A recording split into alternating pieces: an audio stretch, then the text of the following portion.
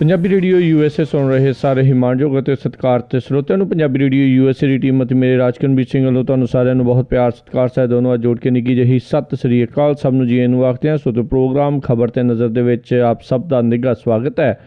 ਅੱਜ 25 ਮਾਰਚ ਦਿਨ ਸ਼ਨੀਚਰਵਾਰ ਤੇ ਇਸ ਟਾਈਮ ਆਪਣੇ ਨਾਲ ਜੁੜ ਚੁੱਕੇ ਨੇ ਮਲੋਟ ਸਟੂਡੀਓਜ਼ ਤੋਂ ਮਿੰਟੂ ਗੁਰੂਸਰੀਆ ਜੀ। ਮਿੰਟੂ ਜੀ ਨਿੱਘੀ ਜੀ ਆਇਆਂ ਨੂੰ ਪਿਆਰ ਭਰੀ ਸਤਿ ਸ੍ਰੀ ਅਕਾਲ ਜੀ। ਸ਼ੁਕਰੀਆ ਜੀ ਰਾਜਕਰਮਜੀਤ ਸਿੰਘ ਜੀ, ਸਾਰਿਆਂ ਨੂੰ ਮੇਰੇ ਵੱਲੋਂ ਸਤਿ ਸ੍ਰੀ ਅਕਾਲ। ਸੋ ਤੇ ਪ੍ਰੋਗਰਾਮ ਦੇ ਵਿੱਚ ਅੱਜ ਦੇ ਪ੍ਰੋਗਰਾਮ ਨੂੰ ਸਪਾਂਸਰ ਕਰਦੇ ਨੇ ਖਾਲਸਾ ਇੰਸ਼ੋਰੈਂਸ ਏਜੰਸੀ ਵਾਲੇ, ਜਿਨ੍ਹਾਂ ਦੇ ਕੋਲੋਂ ਤੁਸੀਂ ਹਰ ਇੱਕ ਤਰੀਕੇ ਦੀ ਇੰਸ਼ੋਰੈਂਸ ਕਰਵਾ ਸਕਦੇ ਹੋ। ਇੰਸ਼ੋਰੈਂਸ ਬਾਰੇ ਪਤਾ ਕਰਨ ਲਈ ਕਾਲ ਕਰੋ ਨੰਬਰ 408 272 2500 ਦੇ ਉੱਤੇ। ਅਤੇ ਆਓ ਹੁਣ ਖਬਰਾਂ ਦੇ ਵੱਲ ਵੱਧਦੇ ਹਾਂ। ਸਭ ਤੋਂ ਪਹਿਲੀ ਗੱਲਬਾਤ ਦਾ ਸਿਲਸਿਲਾ ਸ਼ੁਰੂ ਕਰਦੇ ਹਾਂ ਵੀ ਰਾਜਸਥਾਨ ਦੇ ਵਿੱਚ ਇੱਕ ਬੱਚੀ ਦੇ ਨਾਲ ਝੰਜੋੜ ਦੇਣ ਵਾਲੀ ਦਰਿੰਦਗੀ ਆਈ ਸਾਹਮਣੇ। ਦੇਖੋ ਰਾਜਕਰਮਜੀਤ ਸਿੰਘ ਜੀ, ਇਸ ਤਰ੍ਹਾਂ ਦੀਆਂ ਘਟਨਾਵਾਂ ਜਿਹੜੀਆਂ ਉਹਦਾ ਸਿਲਸਿਲਾ ਟੁੱਟਦਾ ਹੀ ਨਹੀਂ ਭਾਰਤ ਦੇ ਵਿੱਚ ਜੀ। ਕਿਤੇ ਨਾ ਕਿਤੇ ਰਹਿ ਕੇ ਇਹੋ ਜਿਹੀਆਂ ਚੀਜ਼ਾਂ, ਇਹੋ ਜਿਹੀਆਂ ਵਹਿਸ਼ਤਾਂ, ਇਹੋ ਜਿਹੀਆਂ ਦਰਿੰਦਗੀਆਂ ਸਾਡੇ ਸਾਹਮਣੇ ਆਉਂਦੀਆਂ। ਸਾਡੇ ਲੁਧਿਆਣੇ ਵੀ ਇੱਕ ਦੱਸਦੇ ਆ ਕਿ ਪਹਿਲਾਂ ਕੁੜੀ ਨਾਲ ਬਲਾਤਕਾਰ ਹੋਇਆ, ਬਲਾਤਕਾਰ ਦਾ ਮੁਲਜ਼ਮ ਰਿਹਾ ਹੋ ਕੇ ਆਇਆ ਤੇ ਦੂਜੇ ਦਿਨ ਉਹਨੇ ਫੇਰ ਰੇਪ ਕਰਤਾ ਜੀ। ਕੀ ਬਣੇਗਾ? ਇਹ ਜਿਹੜੀ ਰਾਜਸਥਾਨ ਦੀ ਘਟਨਾ ਹੈ ਇਹ ਤੇ ਹੱਦੋਂ ਪਰੇ ਦੀ ਹੈ ਜੀ। ਇਹ ਨੋਖਾ ਕਸਬਾ ਕਹਿ ਲਓ ਜਾਂ ਛੋਟਾ ਜਿਹਾ ਸ਼ਹਿਰ ਕਹਿ ਲਓ, ਬੀਕਾਨੇਰ ਤੇ ਲੱਗੇ ਆ। ਉੱਥੋਂ ਦੀ ਇਹ ਘਟਨਾ ਕਿਸੇ ਨਿੱਜੀ ਸਕੂਲ 'ਚ ਇੱਕ 12-13 ਵਰ੍ਹਿਆਂ ਦੀ ਕੁੜੀ ਪੜ੍ਹਦੀ ਸੀ। ਉਸ ਕੁੜੀ ਨੂੰ ਪਹਿਲਾਂ ਤੇ ਕਿਸੇ ਮਾਸਟਰ ਨੇ ਪਤਾ ਨਹੀਂ ਭਰਮਾ ਲਿਆ ਜਾਂ ਜ਼ਬਰਦਸਤੀ ਕੀਤੀ, ਉਹਦੇ ਨਾਲ ਸੰਬੰਧ ਬਣਾਏ, ਫਿਰ ਉਸ ਸੰਬੰਧ ਦੀ ਵੀਡੀਓ ਕਲਿੱਪ ਬਣਾ ਲਈ। ਉਸ ਵੀਡੀਓ ਕਲਿੱਪ ਦੀ ਬਿਨਾਂ ਤੇ ਅਸੀਂ ਇਹਨੂੰ ਇੰਟਰਨੈਟ ਤੇ ਵਾਇਰਲ ਕਰ ਦਿਆਂਗੇ। ਇਹ ਦਬਕਾ ਦੇ ਕੇ, ਇਹ ਡਰਾਵਾ ਦੇ ਕੇ ਉਸ ਸਕੂਲ ਦੇ ਵਿੱਚ ਜਿੰਨਾ ਸਟਾਫ ਸੀ ਉਹਦੇ ਚੋਂ 8 ਅਧਿਆਪਕ ਹੈ ਜਿਹੜੇ ਉਹ ਇਸ ਬੱਚੀ ਦਾ 1.5 ਸਾਲ ਜਿਨਸੀ ਸ਼ੋਸ਼ਣ ਕਰਦੇ ਰਹੇ ਜੀ। 1.5 ਸਾਲ ਤੱਕ ਉਹ ਕੁੜੀ ਹੈ ਜਿਹੜੀ ਉਹ ਇਹਨਾਂ ਦੀ ਬਰਬਰਤਾ ਚੱਲਦੀ ਰਹੀ, ਇਹਨਾਂ ਦੀ ਵਹਿਸ਼ਤ ਚੱਲਦੀ ਰਹੀ, ਬਰਦਾਸ਼ਤ ਤੋਂ ਬਾਹਰ ਹੋ ਗਈ। ਉਹਦੇ ਉਦੋਂ ਹੋ ਗਈ ਜਦੋਂ ਉਹਨੂੰ ਗਰਭ ਨਿਰੋਧਕ ਦਵਾਈਆਂ ਦਿੱਤੀਆਂ ਜਾਂਦੀਆਂ ਸਨ ਤੇ ਉਹ ਇੰਨੀ ਮਾਤਰਾ 'ਚ ਦਿੱਤੀਆਂ ਜਾਂਦੀਆਂ ਸਨ ਕਿ ਉਹਨੂੰ ਕੈਂਸਰ ਹੋ ਗਿਆ। ਜਦੋਂ ਜ਼ਹਿਨੀ ਤਵਾਜ਼ਨ ਦੇ ਵਿੱਚ ਇਹ ਚੀਜ਼ਾਂ ਜਿਹੜੀਆਂ ਭਰ ਕੇ ਇੱਕ ਉਹ ਕਹਿ ਲਈਏ ਨਾ ਕਿ ਜਿੱਦਾਂ ਓਵਰਵੇਟ ਹੋ ਗਿਆ, ਇੱਕ ਮਾਨਸਿਕ ਤਵਾਜ਼ਨ ਤੋਂ ਓਵਰਵੇਟ ਹੋ ਗਿਆ ਸਾਰਾ ਦੁੱਖ, ਤੇ ਫਿਰ ਉਹਨੇ ਆਪਣੀ ਮਾਂ ਨਾਲ ਇਹ ਦੁੱਖ ਫੁੱਲਿਆ ਕਿ ਮੈਂ ਇਸ ਮਨੋਸਥਿਤੀ ਦੇ ਵਿੱਚੋਂ, ਇਸ ਮਨੋ ਅਵਸਥਾ ਦੇ ਵਿੱਚੋਂ ਗੁਜ਼ਰ ਰਹੀ ਹਾਂ। ਜਦੋਂ ਉਹਦੇ ਘਰਦਿਆਂ ਨੂੰ ਪਤਾ ਲੱਗਾ ਫਿਰ ਤਾਂ ਥੱਲੀ ਮੱਚਣੀ ਸੁਭਾਵਿਕ ਸੀ। ਉਹਨਾਂ ਦੇ ਪੈਰਾਂ ਥੱਲੇ ਜ਼ਮੀਨ ਨਿਕਲ ਕੇ ਕਿਹਾ ਕੀ ਹੋਇਆ ਕਿ ਗੁਰੂ ਚੇਲੇ ਦਾ ਰਿਸ਼ਤਾ ਜਿਹਨੂੰ ਬੜਾ ਅਸੀਂ ਪਾਵਨ, ਮੁਕੱਦਸ, ਪਵਿੱਤਰ ਸਮਝਦੇ ਹਾਂ, ਉਹ ਰਿਸ਼ਤਾ ਹੀ ਏਡੀ ਵੱਡੀ ਮਾਰ ਕਰ ਗਿਆ। ਫਿਰ ਉਸ ਤੋਂ ਬਾਅਦ ਇਹ ਮਾਮਲਾ ਪੁਲਿਸ ਦੇ ਵਿੱਚ ਗਿਆ। ਹਾਲਾਂਕਿ ਗ੍ਰਿਫਤਾਰੀ ਅੱਜ ਸ਼ਾਮ ਤੱਕ ਕੋਈ ਨਹੀਂ ਹੋਈ ਇਸ ਮਾਮਲੇ 'ਚ, ਪਰ ਇਸ ਮਾਮਲੇ ਨੇ ਇੱਕ ਵਾਰ ਫਿਰ ਪੂਰੇ ਭਾਰਤ ਦੇ ਵਿੱਚ ਬਹਿਸ ਛੇੜ ਦਿੱਤੀ ਹੈ ਕਿ ਕੀ ਕੁੜੀਆਂ ਜਿਹੜੀਆਂ ਉਹ ਸਕੂਲ ਜਾਂ ਘਰ ਦੇ ਵਿੱਚ ਵੀ ਸੁਰੱਖਿਅਤ ਨੇ। ਅੱਗੇ ਤੇ ਅਸੀਂ ਕਹਿੰਦੇ ਹਾਂ ਕਿ ਸਮਾਜ ਦੇ ਆਲੇ ਦੁਆਲੇ ਦੇ ਵਿੱਚ ਕੁੜੀਆਂ ਲਈ ਬਹੁਤ ਖਤਰਾ ਹੈ। ਸਾਡੇ ਇੱਥੋਂ ਦੇ ਲੀਡਰ ਕਹਿ ਦਿੰਦੇ ਆ, ਆਹ ਕੱਪੜਾ ਨਾ ਪਾਓ ਜੀ, ਆਹ ਕੱਪੜਾ ਪਹਿਨ ਕੇ ਬਾਹਰ ਨਾ ਨਿਕਲੋ, ਰਾਤ ਨੂੰ ਕੰਮ ਤੇ ਨਾ ਜਾਣ ਕੁੜੀਆਂ। ਸੋ ਇਹੋ ਜਿਹੀਆਂ ਵਾਹਿਯਾਤ ਜਿਹੜੇ ਬੰਦੇ ਰਾਏ ਦਿੰਦੇ ਆ, ਜਿਹੜੇ ਬੰਦੇ ਸਲਾਹ ਦਿੰਦੇ ਆ, ਉਹ ਇਹੋ ਜਿਹਾ ਨੁਕਤਾ ਵੀ ਦੱਸਣਗੇ ਕੋਈ ਕਿ ਭਾਈ ਕੁੜੀਆਂ ਜਿਹੜੀਆਂ ਉਹ ਸਕੂਲਾਂ 'ਚ, ਆਪਣੇ ਘਰਾਂ 'ਚ ਜਾਂ ਹੋਰ ਜਾਣ ਪਛਾਣ ਵਾਲੀਆਂ ਜਿਹੜੀਆਂ ਇਹੋ ਜਿਹੀਆਂ ਥਾਵਾਂ ਉਹਨਾਂ ਤੇ ਕਿਤੇ ਮਹਿਫੂਜ਼ ਹੋਣਗੀਆਂ। ਕੋਈ ਥਾਂ ਟਿਕਾਣਾ ਇਸ ਭਾਰਤ ਦੇ ਵਿੱਚ, ਇਸ ਦੇਸ਼ ਦੇ ਵਿੱਚ ਹੈ ਜਿੱਥੇ ਕੁੜੀਆਂ ਆਪਣੇ ਆਪ ਨੂੰ ਮਹਿਫੂਜ਼ ਮਹਿਸੂਸ ਕਰ ਲੈਣ। ਸੋ ਇੱਕ ਬਹੁਤ ਵੱਡਾ ਇਹ ਦੁਖਾਂਤ ਹੈ ਇਸ ਮਾਮਲੇ ਦੇ ਵਿੱਚ। ਹੁਣ ਇਹ ਚੀਜ਼ ਜਿਹੜੀ ਹੈ ਸ਼ਿੱਦਤ ਨਾਲ ਸੋਚਣ ਵਾਲੀ ਹੈ ਕਿ ਇਹ ਮਹਿਜ਼ ਇੱਕ ਸਕੂਲ ਦਾ ਨਹੀਂ, ਸਾਡੇ ਆਮ ਹੀ ਖਬਰਾਂ 'ਚ ਇਸ ਤਰ੍ਹਾਂ ਦੇ ਜਿਹੜੇ ਵਹਿਸ਼ੀ ਕਾਂਡ ਆਉਂਦੇ ਰਹਿੰਦੇ ਆ। ਇਹ ਜ਼ਰੂਰਤ ਹੈ ਇਸ ਪਾਸੇ ਧਿਆਨ ਦੇਣ ਦੀ ਕਿ ਸਕੂਲਾਂ ਦੇ ਵਿੱਚ ਜੋ ਕੁਝ ਵਾਪਰ ਲੱਗ ਪਿਆ, ਅਗਾਂਹ ਜੇ ਇਸੇ ਤਰ੍ਹਾਂ ਚੱਲਿਆ ਤੇ ਫਿਰ ਕੁੜੀਆਂ ਜਿਹੜੀਆਂ ਕਿ ਮਸੇ ਤੇ ਵਿਚਾਰੀਆਂ ਇਲਮ ਦੇ ਰਸਤੇ ਪਈਆਂ, ਫਿਰ ਜੇ ਇਹੋ ਚੱਲਿਆ ਸਾਡੀ ਸਮਾਜ ਦੀ ਜਿਹੜੀ ਸੋਚ ਹੈ ਉਹ ਤੇ ਹਾਲੇ ਵੀ ਰੂੜੀਵਾਦੀ ਸੋਚ ਹੈ। ਕੱਲ੍ਹ ਨੂੰ ਕੁੜੀਆਂ ਨੂੰ ਕਿਸੇ ਨੇ ਸਕੂਲੇ ਨਹੀਂ ਭੇਜਣਾ, ਫਿਰ ਅਸੀਂ ਦੂਜੇ ਪਾਸੇ ਨੂੰ ਜਾਵਾਂਗੇ। ਸੋ ਇਹਦੇ ਨਾਲੋਂ ਚੰਗਾ ਕਿ ਇਸ ਨਿਗਰ ਰਹੇ ਮਾਹੌਲ ਨੂੰ ਸੰਭਾਲਣ ਦੀ ਜ਼ਰੂਰਤ ਹੈ ਜੀ ਜੀ। ਅਗਲੀ ਆਪਾਂ ਮਿੰਟੂ ਜੀ ਗੱਲ ਕਰੀਏ ਵੀ ਉਪ ਰਾਸ਼ਟਰਪਤੀ ਨੇ ਕਿਹਾ ਵੀ ਯੂਨੀਵਰਸਿਟੀਆਂ ਦੀ ਆਜ਼ਾਦੀ ਨੂੰ ਦਿੱਤੀ ਜਾ ਰਹੀ ਆ ਚੁਣੌਤੀ। ਦੇਖੋ ਉਪ ਰਾਸ਼ਟਰਪਤੀ ਹੈ ਜਿਹੜੇ ਇੱਥੋਂ ਦੇ ਹਾਮਦ ਅੰਸਾਰੀ, ਉਹ ਕਦੇ ਕਦੇ ਬੋਲਦੇ ਆ, ਬਹੁਤ ਸੁਲਝੇ ਹੋਏ ਇਨਸਾਨ ਆ, ਪਰ ਅਹਿਮ ਮੁੱਦਿਆਂ ਤੇ ਉਹਨਾਂ ਦੀ ਰਾਏ ਹਮੇਸ਼ਾ ਜਿਹੜੀ ਉਹ ਬੜੀ ਦਲੇਰਾਨਾ ਹੁੰਦੀ ਹੈ। ਜਦੋਂ ਵੀ ਇਸ ਤਰ੍ਹਾਂ ਦੇ ਕਰੰਟ ਇਸ਼ੂ ਉੱਠਦੇ ਆ ਉਸ ਸਮੇਂ ਉਹ ਬੋਲਦੇ ਹਨ ਅੰਸਾਰੀ ਸਾਹਿਬ, ਉਹ ਅੱਜ ਵੀ ਬੋਲੇ ਆ। ਉਹਨਾਂ ਨੇ ਇਹ ਗੱਲ ਕਹੀ, ਉਹਨਾਂ ਨੇ ਕਿਹਾ ਕਿ ਯੂਨੀਵਰਸਿਟੀਆਂ ਦੀ ਆਜ਼ਾਦੀ ਨੂੰ ਸੰਕੀਰਨ ਵਿਚਾਰਾਂ ਦੇ ਆਧਾਰ ਤੇ ਚੁਣੌਤੀ ਦਿੱਤੀ ਜਾ ਰਹੀ ਹੈ ਤੇ ਉਸ ਨੂੰ ਲੋਕ ਹਿੱਤਾਂ ਦੇ ਹੱਕ 'ਚ ਦੱਸੀ ਜਾ ਰਹੀ ਹੈ। ਸੋ ਉਹਨਾਂ ਦਾ ਸਪਸ਼ਟ ਕਹਿਣਾ ਹੈ ਕਿ ਯੂਨੀਵਰਸਿਟੀਆਂ ਦੀ ਜਿਹੜੀ ਆਜ਼ਾਦੀ ਹੈ ਉਹ ਸੰਕੀਰਨ ਸੋਚ ਦੇ ਆਧਾਰ ਤੇ ਉਹਨੂੰ ਚੁਣੌਤੀ ਦਿੱਤੀ ਜਾ ਰਹੀ ਹੈ। ਇਹਦੇ 'ਚ ਬਿਲਕੁਲ ਗੱਲ ਸਹੀ ਹੈ। ਤੁਸੀਂ ਆਪ ਅੰਦਾਜ਼ਾ ਲਾ ਲਓ ਕਿ ਜਦੋਂ ਤੋਂ ਇਹ ਸਰਕਾਰ ਆਈ ਹੈ ਯੂਨੀਵਰਸਿਟੀਆਂ 'ਚ ਮਾਹੌਲ ਕਿਸ ਤਰ੍ਹਾਂ ਦਾ ਬਣਿਆ। ਰੋਹਿਤ ਵੋਮੇਲਾ ਖੁਦਕੁਸ਼ੀ ਕਰ ਗਿਆ। ਰੋਹਿਤ ਵੋਮੇਲਾ ਦੀ ਖੁਦਕੁਸ਼ੀ ਕਿਉਂ ਹੋਈ, ਇਸ ਗੱਲ ਤੇ ਬਹਿਸ ਛੇੜਨ ਦੀ ਥਾਂ ਤੇ ਇਸ ਗੱਲ ਦੀ ਇਨਕੁਆਇਰੀ ਕਰਨ ਦੀ ਥਾਂ ਤੇ ਮੁੱਦਾ ਇਹ ਬਣਾ ਦਿੱਤਾ ਗਿਆ ਕਿ ਰੋਹਿਤ ਵੋਮੇਲਾ ਦਲਿਤ ਹੈ ਜਾਂ ਨਹੀਂ। ਦੇਖੋ ਉਹਦੀ ਜਾਨ ਗਈ, ਉਹ ਅਹਿਮ ਹੈ ਕਿ ਜਾਂ ਇਹ ਅਹਿਮ ਹੈ ਕਿ ਉਹ ਦਲਿਤ ਹੈ ਜਾਂ ਨਹੀਂ। ਜੇ JNU ਦਾ ਵਿਵਾਦ ਹੋਇਆ ਉੱਥੇ ਇਹ ਗੱਲ ਉਭਾਰੀ ਗਈ ਕਿ ਇਹਨਾਂ ਨੇ ਜੀ ਨਾਰੇ ਲਾਇਆ। ਕਿਸੇ ਨੇ ਇਹ ਪੜਤਾਲ ਹੀ ਨਹੀਂ ਕੀਤੀ ਸ਼ੁਰੂਆਤੀ ਦੌਰ 'ਚ ਕਿ ਕੀ ਵਾਕਿਆ ਨਾਰੇ ਲੱਗੇ, ਸਿਰਫ ਤੇ ਸਿਰਫ ਇਹ ਕਿ ਜੀ ਦੇਸ਼ ਵਿਰੋਧੀ। ਪਰ ਇਹ ਕਿਸੇ ਨੇ ਨਹੀਂ ਵੇਖਿਆ ਕਿ ਇਸ ਵੀਡੀਓ ਦੇ ਨਾਲ ਛੇੜਛਾੜ ਹੋਈ, ਟੈਂਪਰਿੰਗ ਹੋਈ ਆ। ਸੋ ਸਾਰਾ ਕੁਛ ਹੈ ਜਿਹੜਾ ਉਹ ਇਸ ਤਰੀਕੇ ਨਾਲ ਬਦਲਿਆ ਜਾ ਰਿਹਾ, ਯੋਜਨਾਬੱਧ ਤਰੀਕੇ ਦੇ ਨਾਲ ਬਦਲਿਆ ਜਾ ਰਿਹਾ ਕਿ ਆਮ ਬੰਦੇ ਨੂੰ ਰਾਜ ਕਰਨ ਜੀ ਇੱਥੇ ਸਮਝਣ ਦੀ ਫੁਰਸਤ ਹੀ ਨਹੀਂ ਮਿਲ ਰਹੀ ਤੇ ਨਾ ਹੀ ਉਹਦਾ ਸ਼ਾਇਦ ਵਿਜ਼ਨ ਹੈ ਕਿਸੇ ਕੋਲੇ, ਕਿਉਂਕਿ ਬਹੁਤ ਤਗੜਾ ਏਜੰਡਾ ਹੈ, ਬੜਾ ਅੱਗੇ ਤੇ ਲੁਕਮਾ ਕਹਿ ਦਿੰਦੇ ਸੀ, ਹੁਣ ਤਾਂ ਟੁਕਮਾ ਵੀ ਕਹਿ ਲਓ, ਖੁਲਮਾ ਵੀ ਕਹਿ ਲਓ, ਸਭ ਕੁਛ ਹੈ। ਪਰ ਹਾਲੇ ਵੀ ਨਜ਼ਰੀਏ ਹੈ ਜਿਹੜੇ ਉਹ ਸਮਝਣ ਦੇ ਵਿੱਚ ਨਾਕਾਮ ਹੈ ਕਿਤੇ ਨਾ ਕਿਤੇ।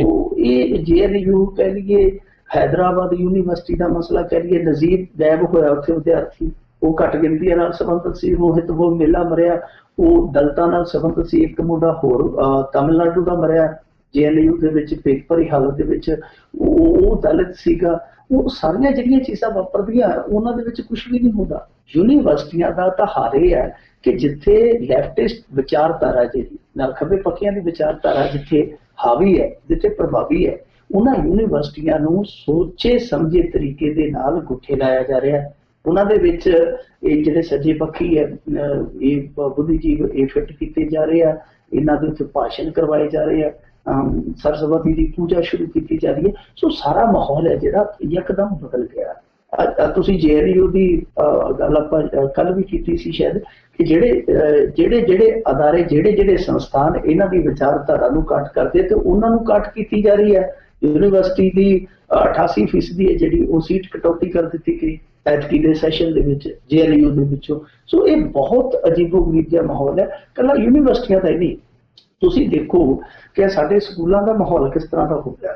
ਜੇ ਅਸੀਂ ਇੱਥੇ ਭਾਰਤ ਦੇ ਦੂਸਰੇ ਕੋਨਿਆਂ 'ਚ ਜਾਂਦੇ ਹਾਂ ਤੇ ਉੱਥੇ ਸਕੂਲਾਂ ਦੇ ਵਿੱਚ ਜਿਹੜੇ ਆਪਣੇ ਸੈਕਸ਼ਨ ਹੁੰਦੇ ਆ ਕਲਾਸਾਂ ਦੇ, ਮੰਨ ਲਓ ਪ੍ਰਾਇਮਰੀ ਹੈ, ਮਿਡਲ ਹਾਈ ਹੈ, ਉਹਨਾਂ ਦੇ ਜਿਹੜੇ ਕਮਰੇ ਆ ਉਹਨਾਂ ਦਾ ਵੀ ਵਰਗੀਕਰਨ ਕੀਤਾ ਗਿਆ। ਕੋਈ ਕਿਸੇ ਦੇਵਤੇ ਦੇ ਨਾਂ ਤੇ ਆ, ਕੋਈ ਕਿਸੇ ਇਹਨਾਂ ਦੇ ਹਿੰਦੂਵਾਦੀ ਨੇਤਾ ਦੇ ਨਾਮ ਤੇ ਆ।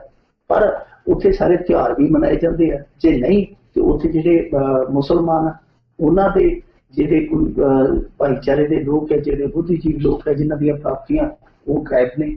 ਦੂਸਰਾ ਕੋਈ ਤਿਉਹਾਰ ਹੈ ਜਿਹੜਾ ਤੁਸੀਂ ਦੱਸ ਦਿਓ ਆਪ ਸਕੂਲਾਂ 'ਚ ਕਦੇ ਮਨਾਉਂਦਾ ਵੇਖਿਆ, ਮੁਸਲਮਾਨਾਂ ਨਾਲ ਸੰਬੰਧਿਤ, ਸਿੱਖਾਂ ਨਾਲ ਸੰਬੰਧਿਤ ਕਿਤੇ? ਪੰਜਾਬ ਦੇ ਵਿੱਚ ਤੇ ਭਾਵੇਂ ਕੋਈ ਮਾੜਾ ਮੋਟਾ ਹੋਵੇ, ਹਰਿਆਣੇ 'ਚ ਨਿਕਲ ਜਾਓ, ਗੁਜਰਾਤ 'ਚ ਨਿਕਲ ਜਾਓ, UP 'ਚ ਨਿਕਲ ਜਾਓ, ਕਿਤੇ ਘੱਟ ਗਿਣਤੀਆਂ ਨਾਲ ਸੰਬੰਧਿਤ ਸਕੂਲ ਦੇ ਵਿੱਚ ਕੋਈ ਦਿਹਾੜਾ ਮਨਾਇਆ ਜਾਂਦਾ। ਸੋ ਸਾਰੇ ਪਾਸੇ ਇਕੱਲਾ ਯੂਨੀਵਰਸਿਟੀਆਂ ਦਾ ਨਹੀਂ, ਸਕੂਲਾਂ ਕਾਲਜਾਂ ਦੇ ਵਿੱਚ ਵੀ ਇਹੋ ਜਿਹਾ ਏਜੰਡਾ ਲਾਗੂ ਕਰ ਦਿੱਤਾ ਗਿਆ ਕਿ ਜਿੱਥੋਂ ਹੁਣ ਬੜੀ ਉਮੀਦ ਕੀਤੀ ਜਾ ਰਹੀ ਹੈ ਕਿ ਇਸ ਏਜੰਡੇ ਨੂੰ ਰੋਕਣ ਲਈ ਘੱਟੋ ਘੱਟ ਇਸ ਮੁਹਾਜ਼ ਤੇ ਕੋਈ ਦਿਸ ਨਹੀਂ ਰਿਹਾ। ਪਰ ਆਉਣ ਵਾਲੇ ਦਿਨਾਂ 'ਚ ਇਹ ਉਮੀਦ ਕੀਤੀ ਜਾ ਰਹੀ ਹੈ ਕਿ ਇਸ ਏਜੰਡੇ ਨੂੰ, ਜਿਹੜਾ ਕਿ ਪਹਿਲਾਂ ਅਪ੍ਰਤੱਖ ਸੀਗਾ ਹੁਣ ਪ੍ਰਤੱਖ ਹੈ, ਇਸ ਪ੍ਰਤੱਖ ਏਜੰਡੇ ਨੂੰ ਕਿਤੋਂ ਨਾ ਕਿਤੋਂ ਟੱਕਰ ਜ਼ਰੂਰ ਮਿਲੇਗੀ। ਪਰ ਜਿਸ ਤਰੀਕੇ ਨਾਲ ਇਹਨਾਂ ਨੇ, ਮੈਂ ਭਗਵਾਂ ਕਰਨ ਸ਼ਬਦ ਵੀ ਨਹੀਂ ਵਰਤਾਂਗਾ, ਜਿਸ ਤਰੀਕੇ ਨਾਲ ਇਹਨਾਂ ਨੇ ਸਿੱਖਿਆ ਦਾ ਇੱਕ ਤਰ੍ਹਾਂ ਨਾਲ ਕਰੀਏ ਕਿ ਸਾਰਾ ਤਾਣਾ ਵਾਣਾ ਹੀ ਪਲਟ ਦਿੱਤਾ, ਉਹ ਜੇ ਆਪਾਂ ਇਸੇ ਤਰ੍ਹਾਂ ਚੱਲਦਾ ਵੇਖਾਂਗੇ ਕਿ ਜਿਵੇਂ ਇਤਿਹਾਸ ਦੇ ਵਿੱਚੋਂ ਸਭ ਕੁਝ ਮਨਫੀ ਕੀਤਾ ਜਾ ਰਿਹਾ, ਤਾਂ ਆਉਣ ਵਾਲੇ ਦਿਨਾਂ 'ਚ ਜਾਂ ਆਉਣ ਵਾਲੇ ਸਾਲਾਂ 'ਚ ਜਾਂ ਆਉਣ ਵਾਲੇ ਦਹਾਕਿਆਂ 'ਚ ਇੱਥੇ ਕੁਝ ਵੀ ਨਹੀਂ ਬਚੇਗਾ ਸਿਵਾਏ ਇੱਕੋ ਨਾਮ ਦੇ, ਜੋ ਇੱਕੋ ਨਾਮ ਤੁਹਾਨੂੰ ਪਤਾ ਹੀ ਹੈ।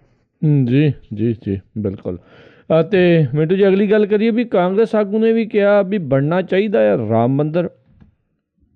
ਇਹ ਵੀ ਹੌਲੀ ਹੌਲੀ ਨਾ ਖੋਲ ਦੇ ਵਿੱਚੋਂ ਬਾਹਰ ਆਉਣਗੇ, ਜਿਵੇਂ ਉਹ ਕੱਛੂ ਹੁੰਦਾ ਨਾ, ਕੱਛੂ ਦੇ ਬੱਚੇ ਆਉਂਦੇ ਆ ਬਾਹਰ ਖੋਲ ਦੇ ਵਿੱਚੋਂ, ਇਹ ਵੀ ਬਾਹਰ ਆ ਜਾਂਦੇ ਹੌਲੀ ਹੌਲੀ। ਹਿੰਦੂਤਵ ਦੀ ਰਾਜਨੀਤੀ ਇਕੱਲੀ ਭਾਰਤੀ ਜਨਤਾ ਪਾਰਟੀ ਨਹੀਂ ਕਰਦੀ। ਇੱਕ ਸਾਡੇ ਮੁਲਕ ਦੇ ਵਿੱਚ ਬਹੁਤ ਵੱਡਾ ਵਹਿਮ ਹੈ ਕਿ ਹਿੰਦੂਤਵ ਦੀ ਰਾਜਨੀਤੀ ਸਿਰਫ ਭਾਰਤੀ ਜਨਤਾ ਪਾਰਟੀ ਕਰਦੀ ਹੈ। ਨਹੀਂ, ਹਿੰਦੂਤਵ ਦੀ ਰਾਜਨੀਤੀ ਸਮੇਂ ਸਮੇਂ ਤੇ ਕਾਂਗਰਸ ਨੇ ਕੀਤੀ ਹੈ।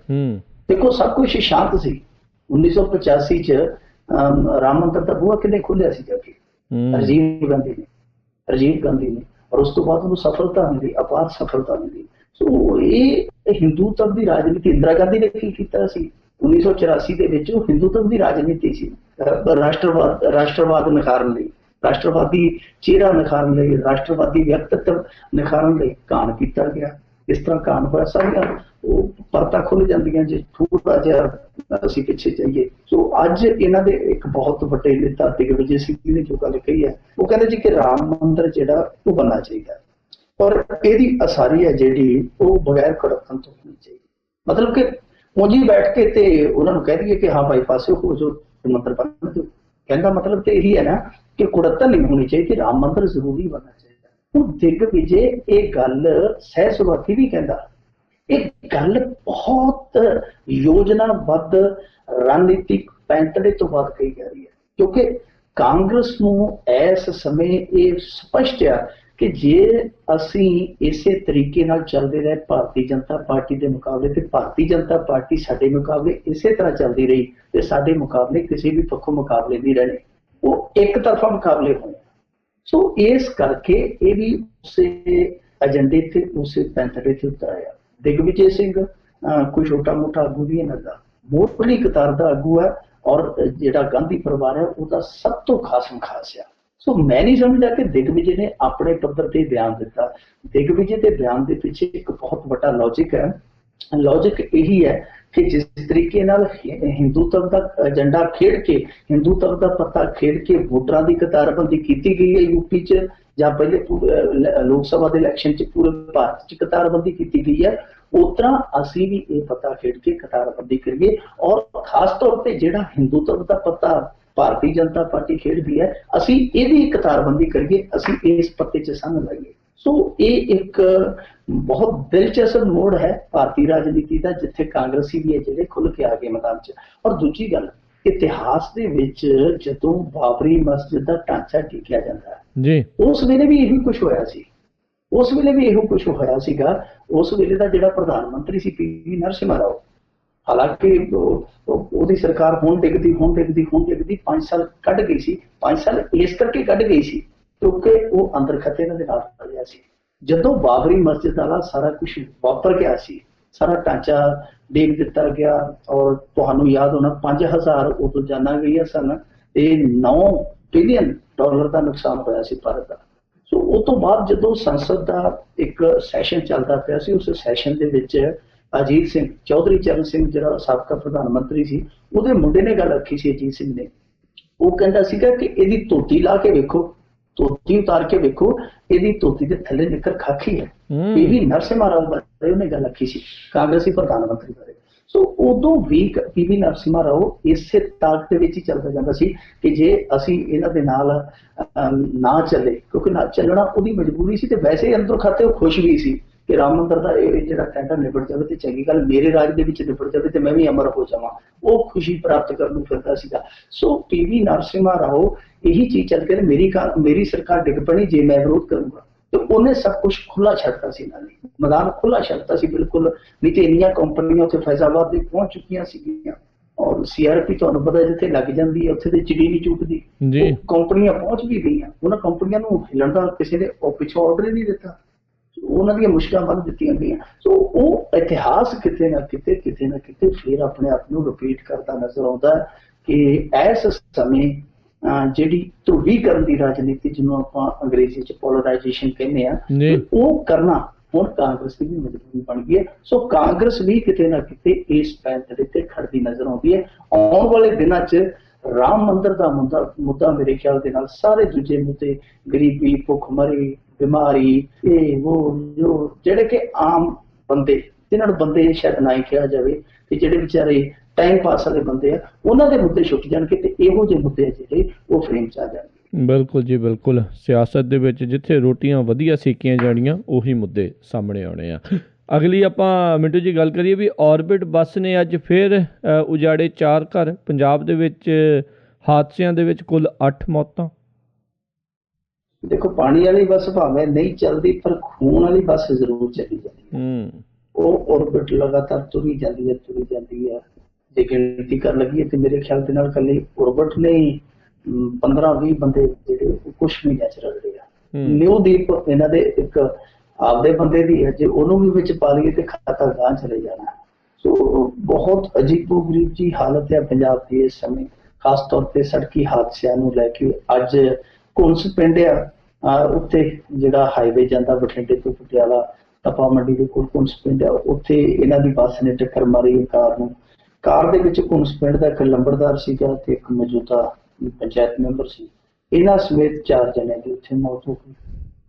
ਡਰਾਈਵਰ ਕੰਡਕਟਰ ਭੱਜ ਗਏ ਕਿਉਂਕਿ ਇਹਨਾਂ ਨੇ ਟ੍ਰੇਨਿੰਗ ਦਿੱਤੀ ਸੀ ਨਾ। ਸੁਖਬੀਰ ਸਿੰਘ ਬਾਦਲ ਨੇ ਮੋਗਾ ਕਾਂਡ ਤੋਂ ਬਾਅਦ ਕਹਿੰਦਾ ਸੀ ਕਿ ਅਸੀਂ ਡਰਾਈਵਰ ਕੰਡਕਟਰਾਂ ਨੂੰ ਟ੍ਰੇਨਿੰਗ ਦੇਵਾਂਗੇ। ਤੇ ਉਹ ਟ੍ਰੇਨਿੰਗ ਮੇਰੇ ਖਿਆਲ ਦੇ ਨਾਲ ਇਹੀ ਦਿੱਤੀ ਕਿ ਮਾਰ ਕੇ ਬੰਦਾ ਭੱਜੋ, ਮਾਰ ਕੇ ਜਾਓ, ਭੱਜ ਤੇ ਖਾ ਕੇ ਜਾਓ ਸੌ। ਉਹ ਫਿਰ ਟ੍ਰੇਨਿੰਗ ਤੋਂ ਕੰਮ ਲੈ ਜਾਂਦੇ ਆ, ਉਹ ਨਾਲ ਦੀ ਨਾਲ ਨਿਕਲ ਤੁਰਦੇ ਆ। ਤੇ ਪੁਲਿਸ ਵੀ ਟ੍ਰੇਨਡ ਹੋਈ ਪਈ ਇਹਨਾਂ ਦੇ ਰਾਜ ਦੀ।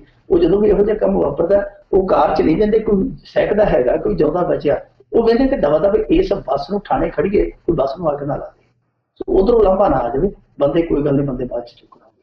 ਸੋ ਇਹੋ ਜਿਹਾ ਮਾਹੌਲ ਬਣਿਆ ਪਿਆ। ਇੱਕ ਹਾਦਸਾ ਇੱਥੇ ਹੋਇਆ, ਇੱਕ ਜਲੰਧਰੋਂ ਬੜੀ ਮੰਦਭਾਗੀ ਖਬਰ ਆਈ। ਸਬ ਇੰਸਪੈਕਟਰ ਭਰਤੀ ਹੋਈ ਸੀ ਕੁੜੀ, ਜਗਦੀਪ ਕੌਰ ਉਹਦਾ ਨਾਮ ਸੀਗਾ। ਉਹਨੂੰ ਇੱਕ ਕਾਰ ਨੇ ਟੱਕਰ ਮਾਰ ਦਿੱਤੀ ਉਸ ਵੇਲੇ ਜਦੋਂ ਉਹ ਡਿਊਟੀ ਤੇ ਜਾ ਰਹੀ ਸੀ ਐਕਟਿਵਾ ਤੇ, ਉਹਦੀ ਮੌਤ ਹੋ ਗਈ ਉਸ ਕੁੜੀ ਦੀ। ਤੀਜਾ ਹਾਦਸਾ ਫਰੀਦਕੋਟ ਦੇ ਲਾਗੇ ਕਸਬਾ ਜਿਹੜਾ ਜੈਤੋ, ਉੱਥੇ ਜੈਤੋ ਬਾਜਾਖਾਨਾ ਸੜਕ ਤੇ ਹੋਏਗਾ। ਉੱਥੇ ਇੱਕ ਅਣਪਛਾਤੇ ਵਾਹਨ ਨੇ ਮੋਟਰਸਾਈਕਲ ਸਵਾਰਾਂ ਨੂੰ ਟੱਕਰ ਮਾਰ ਦਿੱਤੀ, ਜਿਹਦੇ ਚ 2 ਉੱਥੇ ਬਹੁਤ ਹੋ ਗਏ। ਇੱਕ ਹਾਦਸਾ ਇੱਥੇ ਸਾਡੇ ਗਿੱਦੜਬਾਹਾ ਲਾਗੇ ਹੋਇਆ, ਜਿੱਥੇ ਮਿੰਨੀ ਬੱਸ ਦੇ ਹੇਠਾਂ ਇੱਕ ਮੋਟਰਸਾਈਕਲ ਸਵਾਰ ਮੁੰਡਾ ਆ ਗਿਆ, ਉਹਦੀ ਮੌਤ ਹੋ ਗਈ। 8 ਮੌਤਾਂ ਅੱਜ ਇੱਕੋ ਦਿਨ ਹੋਈਆਂ ਨੇ। ਹੁਣ ਦੇਖੋ, ਦੂਸਰੇ ਸੜਕ ਹਾਦਸੇ ਜਿਹੜੇ ਮੋਟਰਸਾਈਕਲ ਦਾ ਟਕਰਾ ਜਾਣਾ ਜਾਂ ਬੱਸ ਦੇ ਥੱਲੇ ਆ ਜਾਣਾ, ਉੱਤਰ ਲੱਗਿਆ ਥੱਲੇ ਆ ਜਾਣਾ, ਇਹ ਹਾਦਸੇ ਰੋਕਣੇ ਅਸੰਭਵ ਹੈ ਲਗਭਗ। ਹਾਂ, ਇਹ ਘੱਟ ਜ਼ਰੂਰ ਕੀਤੇ ਜਾ ਸਕਦੇ ਜੇ ਨੇਮ ਕਾਇਦੇ ਲੋਕ ਫੋਲੋ ਕਰਨ, ਲੋਕ ਥੋੜੇ ਜਿਹੇ ਜਾਗਰੂਕ ਹੋਣ।